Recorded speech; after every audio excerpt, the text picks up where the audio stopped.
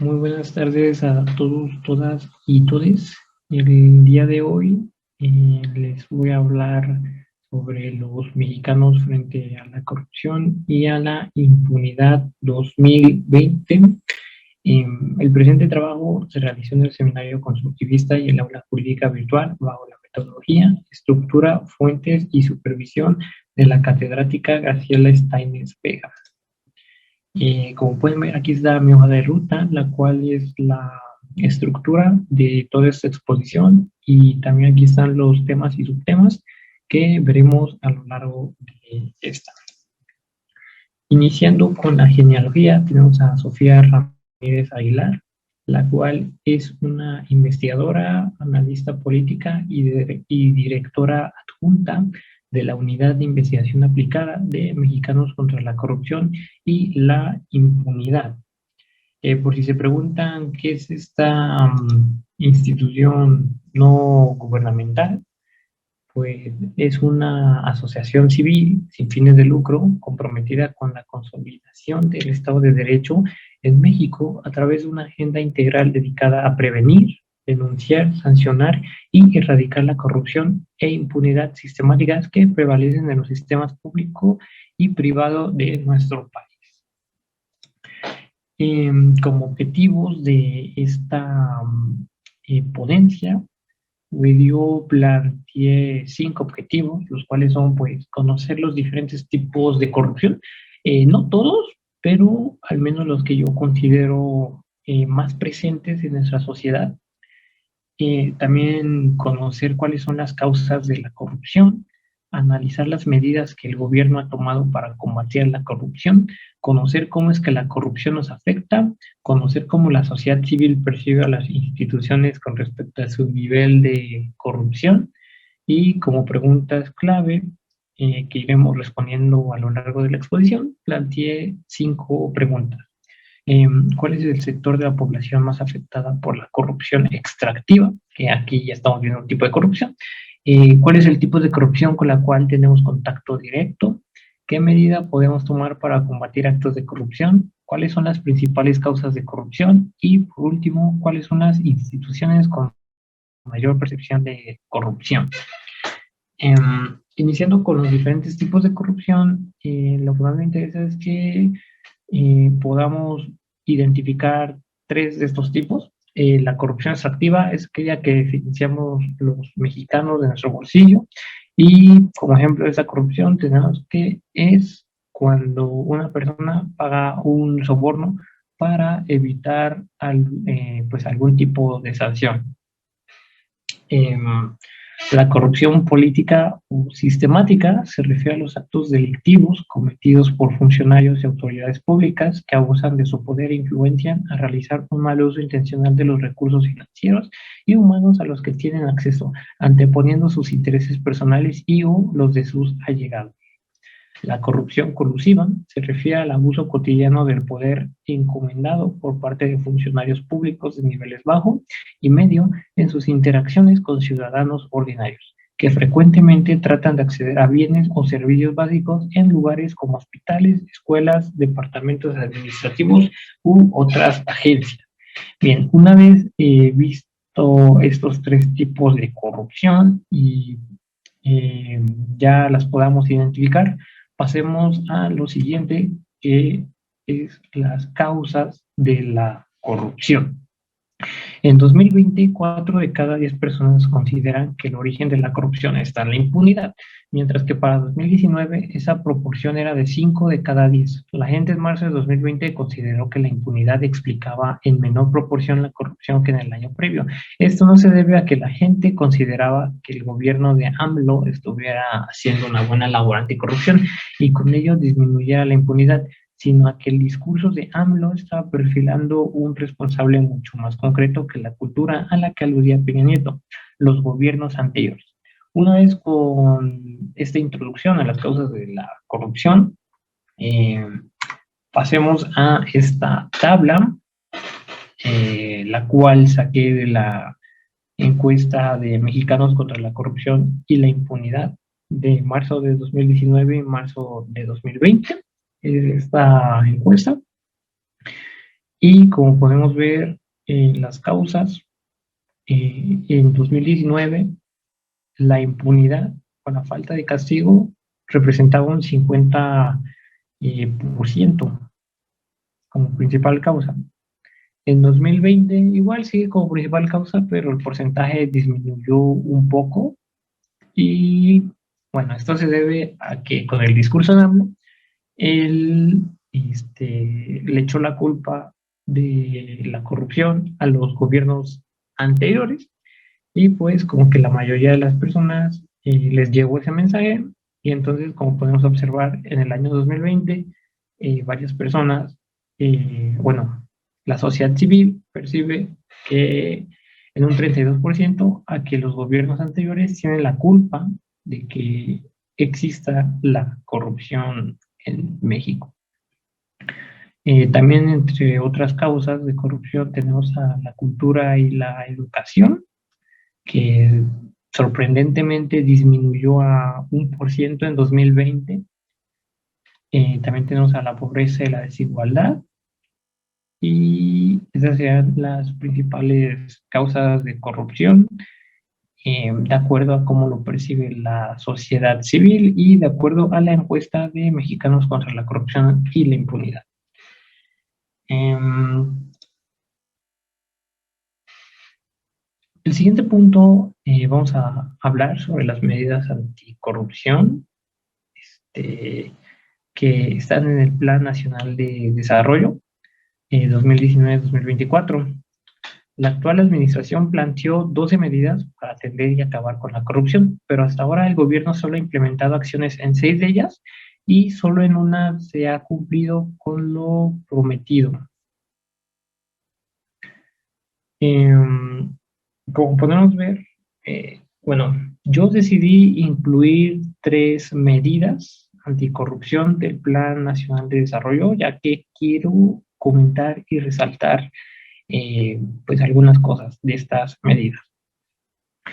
La primera medida que decidí colocar en mi ponencia, en esta diapositiva, es la de tipificar en las leyes la corrupción como delito grave. En primera instancia, esto puede parecer pues una buena idea, pero el problema es que esta medida lo que hace es que los sobornos eh, aumenten de precio, y bueno, pues las personas a las cuales se les acusa de corruptos pues vayan a tener que pagar más grandes cantidades de dinero, más de las que pagaban. Y la siguiente medida es monitorear en línea y en tiempo real el dinero para adquisiciones. Igual aquí se puede presentar algún otro acto de corrupción, por ejemplo, que esas personas a las que están monitoreando, pues a sus monitores les sobornen para que se hagan de la vista gorda y no reporten nada. También la de crear una unidad policial especializada en el lavado de dinero, pues puede ocurrir lo mismo, un soborno y pues que se hagan de la vista gorda. Pero bueno, para todo problema hay soluciones, aunque esas las veremos casi al final del tema. Las instituciones con mucha percepción de corrupción. Como podemos observar, la sociedad civil percibe mayor corrupción en las instituciones con las que tienen un mayor contacto directo, y esto no es una sorpresa, ya que la corrupción extractiva, la cual es la de pagar sobornos, es más común encontrarla en esas instituciones y más en la policía de tránsito.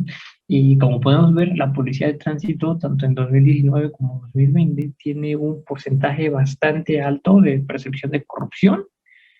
Y bueno, también están las cárceles y reclusorios, los ministerios públicos, la Policía Federal, y entre las instituciones o autoridades con menos percepción de corrupción tenemos a la Guardia Nacional, el Ejército y la Marina. Y eh, esta baja percepción de corrupción en estas instituciones es debido a que su fama, a la fama que tienen, de que son muy disciplinados, y por eso no los perciben con mucha corrupción.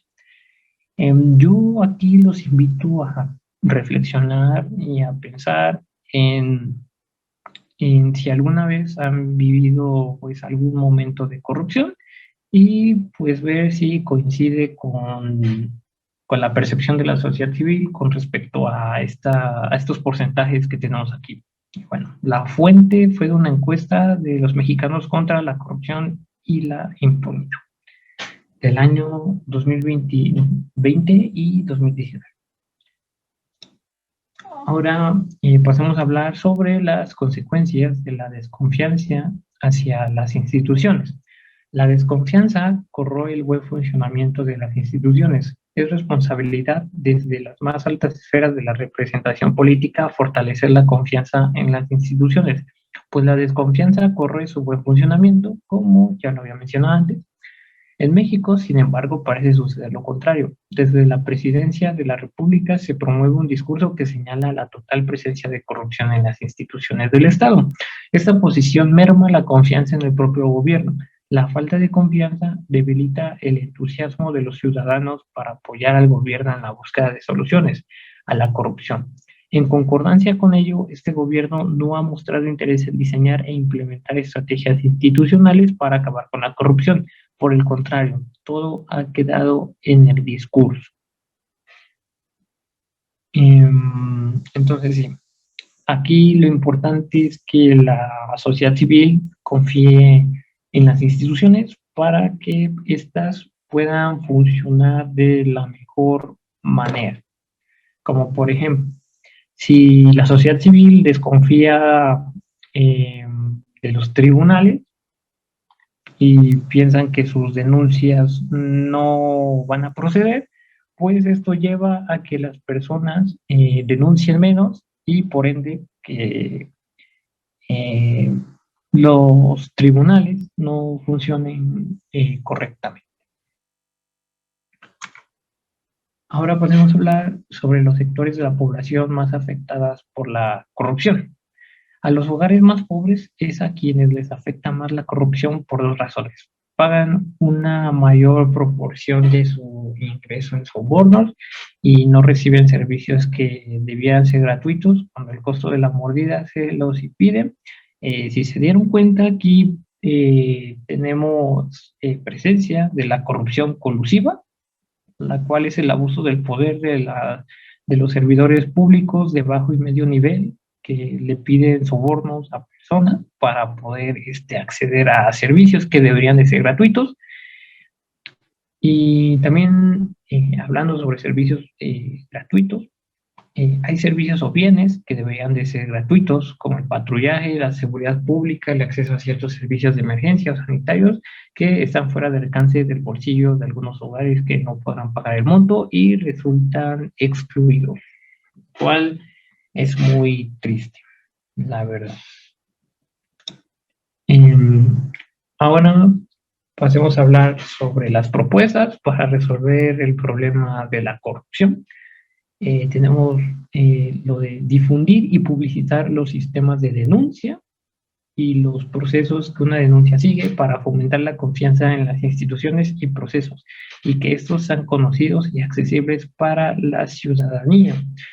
Eh, yo concuerdo totalmente con esta propuesta, ya que muchas veces pasa que quieres denunciar algún acto de corrupción o algo, pero realmente no sabes cómo. Entonces, difundir, publicitar esos sistemas de denuncia es un buen comienzo para erradicar la corrupción. También tenemos atender la extorsión que sufren los hogares más pobres y garantizar que todos los mexicanos tengan acceso a bienes y servicios gratuitos sin excluir a quienes no pueden costear mordidas y sobornos caros, garantizar el acceso a servicios públicos de los grupos más vulnerables para reducir el abuso de las autoridades, mejorar la calidad de los servicios, eficientizar y transparentar los trámites que realizan los ciudadanos ante autoridades del gobierno. Con esto último, se hace referencia, o bueno, se quiere dejar en claro que entre más trámites se puedan realizar vía internet y no y la sociedad civil no tenga tanto contacto con los servidores públicos, podrá haber una menor probabilidad de que se presente algún acto de corrupción. En las siguientes soluciones tenemos que la impunidad es un factor que se asocia y alimenta la corrupción, por lo que las medidas anticorrupción deben contemplar acciones que la disminuyan. Para disminuir la impunidad es necesario promover los sistemas de denuncias, iniciar procesos de investigación y sancionar a los funcionarios públicos responsables, ya que muchas veces, debido a la misma impunidad, no se aplica nuestro marco legal, el cual ya tiene acciones anticorrupción. Entonces, también es bueno que exijamos, la sociedad civil, que el marco legal que ya tenemos y que cuenta con sanciones y medidas anticorrupción, pues se cumpla y no quede simplemente en el papel. Disminuir la frecuencia con la que ocurre la corrupción requiere un enfoque de género, pues si bien la corrupción afecta tanto a hombres como a mujeres, lo hace de manera diferenciada. Diseñar políticas públicas diferenciadas por género y asignarles recursos públicos. Aplicar el marco normativo anticorrupción sin distinciones ni concesiones de ningún tipo. Garantizar un trato imparcial a todos los acusados. Las indagatorias deben estar apegadas a derecho. Se deben documentar los hechos imputados con pruebas de calidad pericial y garantizar procesos justos antes de imponer las sanciones. Ok, llegando a las reflexiones finales, me interesa que se queden con las siguientes nociones. Aquí les presento mis claves teóricas, las cuales son la corrupción, todos los tipos de corrupción que les presenté, la extractiva, política, colusiva y gran corrupción. La impunidad, ya que bueno, la impunidad alimenta la corrupción y la corrupción alimenta a la impunidad. La denuncia, ya que es un arma que la sociedad civil puede ejercer para empezar a erradicar la corrupción o al menos señalar que algo está mal. El poder y abuso, ya que mucha de esta corrupción se da que servidores públicos con algún tipo de poder abusan de ese poder para sacar beneficio propio. Autoridades, instituciones, confianza y desconfianza, ya que como vimos, las instituciones para que puedan funcionar bien necesitan confianza de la sociedad civil. En mis reflexiones prácticas es importante que tengamos en cuenta la corrupción sistemática o política para observar el siguiente caso, ya que me gustaría mencionar y recordar el caso de la estafa maestra, el cual se dio en el sexenio de Enrique Peña Nieto. Bueno, esta estafa maestra es una red de corrupción que operaba al interior de la Secretaría de Desarrollo Agrario, Territorial y Urbano, por sus siglas SEDATU, y Secretaría de Desarrollo Social, SEDESOL, que se vinculaba a 186 empresas fantasmas y atravesaba universidades y varias instituciones que se involucran en desvíos por 5.875 millones de pesos. Como podemos ver, estamos en presencia de la corrupción sistemática o política, ya que los altos funcionarios de esas secretarías gubernamentales abusaron de su poder para desviar recursos económicos de esa secretaría. Con respecto a la corrupción extractiva y colusiva, realmente no existen noticias sobre casos de este tipo de corrupción, y esto se debe a que los medios de comunicación le dan más relevancia a la corrupción política o sistemática, y también debido a esto, a que los medios de corrupción le dan más relevancia a la corrupción política o sistemática, es de este tipo de corrupción de donde la mayoría de la sociedad civil percibe que la corrupción va en aumento. Pero lo que sí hay que destacar con respecto a estos dos tipos de corrupción es que violan a los derechos, deberes y libertades fundamentales, por sus siglas DDILF, de las personas más vulnerables. De acuerdo a la Constitución Política de los Estados Unidos Mexicanos, artículo 4, párrafo 4, toda persona tiene derecho a la protección de la salud. La ley definirá las bases y modalidades para el acceso a los servicios de salud. Muchas veces y desgraciadamente varias personas con escasos recursos no pueden acceder a servicios de salud debido a la corrupción colusiva, la cual los excluye de estos servicios al no poder pagar los montos que algunos funcionarios públicos les pueden exigir para que estas personas puedan acceder a estos servicios. El tema de la corrupción se relaciona con la unidad 5 del temario, elementos esenciales y modales del Estado, y unidad 7, formas de gobierno, ya que la corrupción es un tema que aqueja y le compete a todo el Estado, la cual se compone de la sociedad civil, el espacio geográfico y el orden jurídico. Mi postura epistémica, yo recomiendo ampliamente el texto del cual me basé para realizar toda esta ponencia, el cual se llama Los mexicanos frente a la corrupción y a la impunidad 2020, ya que nos ofrece una amplia variedad de indicadores sobre qué tan presente está la corrupción en nuestro estado. La mayoría de estos indicadores son encuestas realizadas por los mexicanos contra la corrupción y la impunidad, las cuales nos permiten observar cómo es que la sociedad civil percibe a la corrupción. En caso de que alguien sea víctima de la corrupción colusiva, lo mejor que podemos hacer es denunciar el acto de corrupción. Con respecto a la corrupción extractiva, lo mejor que podemos hacer es negarnos a fomentar los sobornos. En cuanto a la corrupción con la cual no tratamos directamente corrupción política, lo único que podemos hacer es informarnos mejor para poder elegir mejor a nuestros gobernantes y tener fe en que las personas que están en el poder tengan voluntad política para que mejoren la eficiencia de las instituciones encargadas de combatir la corrupción y no solo quieran aumentar las sanciones hacia la corrupción, ya que debido a la misma corrupción y los sobornos, estas sanciones se quedan en el papel y desgraciadamente no se cumplen, no se llevan a la realidad, se quedan en el deber ser. Aquí está mi fuente selecta y mi fuente complementaria.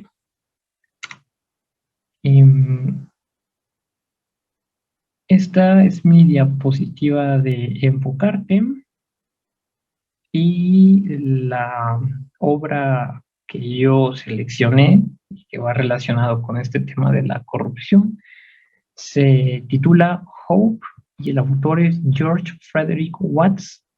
Y la relaciono ya que si bien la corrupción siempre ha estado presente en nuestro estado, tenemos esperanza de que la sociedad civil despierte y denuncie, se informe mejor y pueda elegir a sus representantes políticos mejor informados para que algún día desaparezca y se erradique la corrupción.